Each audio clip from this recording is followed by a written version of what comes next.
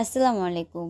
অনেকেই এই দোলনা মেকিং ভিডিওটা দেখতে চান। তবে এই দোলনা মেকিং ভিডিও দিতে গেলে অনেক বড় ভিডিও হয়ে যায়। আর বড় ভিডিও তো আপনারা দেখেন না। এই কারণে আমি দোলনা মেকিং ভিডিও কিছু ক্লিপস আপনাদেরকে দেখাচ্ছি, যেটা দেখালে আপনাদের অনেকটাই উপকার হবে। অনেকেই জিজ্ঞেস করেন যে কাঠে দোলনাগুলো কিভাবে তো কাঠে দোলনাগুলো লাগানো খুবই সহজ। তবে কাঠে দোলনা লাগানোর আগে বড় সাইজের একটি পুঁতি আমরা দিয়ে থাকি। এই পুঁতিগুলো কাঠের পুঁতি অনেক বড়।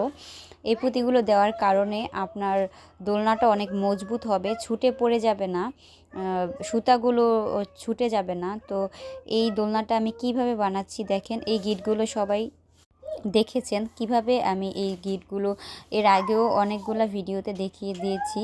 তো আবার আপনাদেরকে একটু সুবিধার জন্য দেখিয়ে দিচ্ছি কিভাবে আমি এই গিটগুলো দিচ্ছি। অনেকেই আমাকে জিজ্ঞেস করেন যে এই দোলনাতে কত ইঞ্চি কাঠ ব্যবহার করি। এখানে 18x11 কাঠ আছে, অনেক সময় আমি 20x11 কাঠ ব্যবহার করে থাকি। আর এই সুতার লম্বাটা হচ্ছে গিয়ে আমরা 900 সেন্টিমিটার দুইটা নেই, আর 300 সেন্টিমিটার